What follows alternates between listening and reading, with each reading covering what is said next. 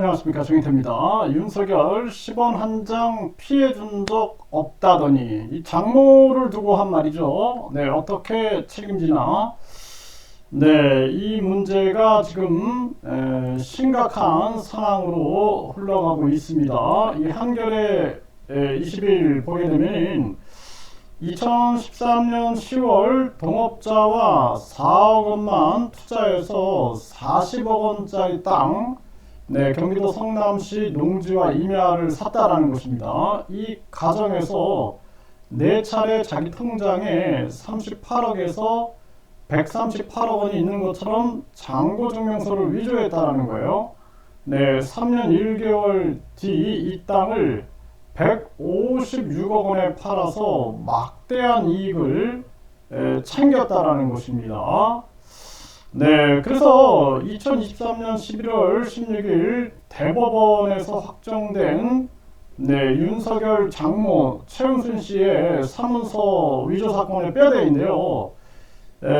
결국에는 위조한 잔고 증명서를 법원에 증거로 제출한 혐의, 위조 사문서 행사, 그리고 차명으로 해당 땅을 사들인 혐의, 부동산 실명법 위반, 모두 유죄로 확정했다라는 것입니다. 네, 이러한 부분들, 그리고 또 의혹이 지금 나오는 부분들은 윤 대통령 같은 경우에는 후보 시절에 내 장모가 사기를 당한 적은 있어도 누구한테 10원 한 장 피해 준 적은 없다, 이렇게 주장을 했죠. 이 부분에 대해서는 이 허위사실 공포죄로 수사를 받아야 되는 게 아니냐, 이런 주장들이 나오고 있고, 이거는 차후에도 큰 문제가 될 수밖에 없는 거고, 그리고 잔고증명서를 위조를 해준 이 A씨가 김 여사가 대표로 있던 커버나 컨텐츠의 감사였다라는 것입니다. 네, 그래서 이런 부분들에 대한 의혹이 나오고 있는 그러한 정황이고, 네, 지금 이 오마이뉴스 보면은 헌정 최초로 현직 대통령 장모가 실형이 확정됐다, 이렇게 보도하고 있고요. 장모 유죄 확정에 야당 윤 대통령 대국민 사과해야 한다. 대국민 사과는 물론이고 본인이 허위사실 공표죄에 대한 책임을 지겠다라고 해야죠. 지금 뭐 불소초 특권이 있지만 대통령이 퇴임 후에 반드시 조사를 받아서 법적 책임을 지겠다라고 하는 것이 그것이 올바른 자세가 아니냐, 이렇게밖에 말씀 못 드리고요. 네, 윤 장모 유죄 확정 판결, 조우석은 레임덕 시작이다, 남은 건 국민 심판이다, KBC에서 이렇게 보도를 했어요. 네, 이제 레임덕이 시작될 수밖에 없겠죠. 그리고 김건희 특검이 기다리고 있는 거죠. 이런 상황 속에서 국민 심판이 전개될 수밖에 없는 그러한 상황으로 가고 있고, 네,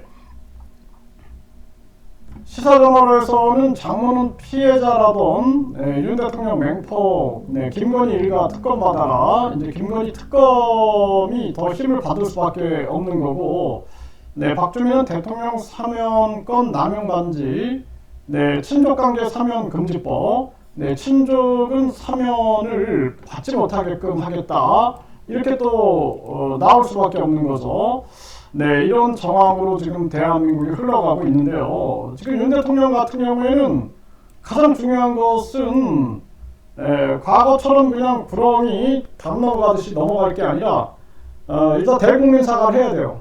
이거 굉장히 중요한 부분입니다. 그리고 허위사실 공포죄에 대해서는 본인이 대통령 퇴임 후에 분명하게 법적 책임을 지겠다라고 선언하는 것이 그것이 정도다, 이렇게 말씀을 드리고, 그리고 뭐 친족관계에 있는 자 사면은 당연히 불가능한 얘기고, 김건희 특검에 대해서도 본인이 거부권을 행사하지 않겠다라는 것을 분명하게 밝히고 공정한 특검이 이루어져야 된다. 그래서 대한민국이 바로 서야 돼요. 이 정치가 진실을 가려버리고 정치가 하나의 방탄으로 이용되면 안 됩니다. 그래서 이재명 대표도 마찬가지고 그동안 이재명 대표 같은 경우에도 국회의원으로 방탄, 당대표로 방탄, 단식으로 방탄을 해왔는데 그런 부분들 용납될 수 없습니다. 그리고 민주당 내에서도 방탄에 대한 비판이 이뤄야 되는 것이고 그리고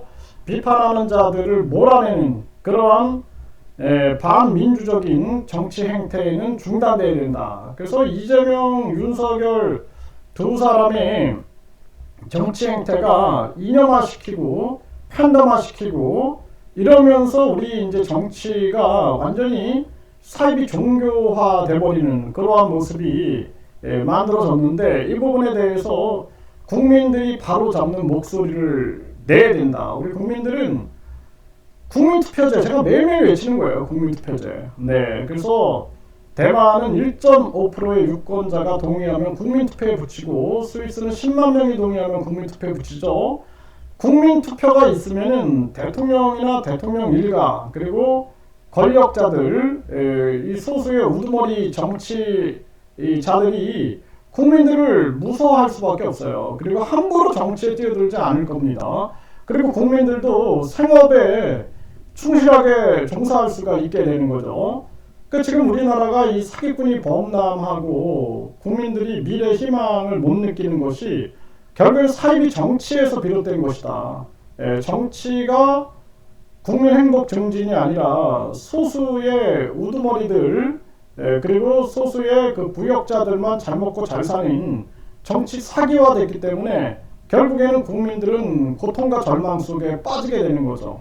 그 누군가는 계속 바른 소리를 내야 되고 또 바른 세력들이 있어야 돼요. 바른 세력들이 있어서 이 양심 세력들, 맑은 세력들, 밝은 세력들이 이 대한민국의 빛과 소금의 역할을 하지 않으면 대한민국에는 미래가 없다라는 것입니다.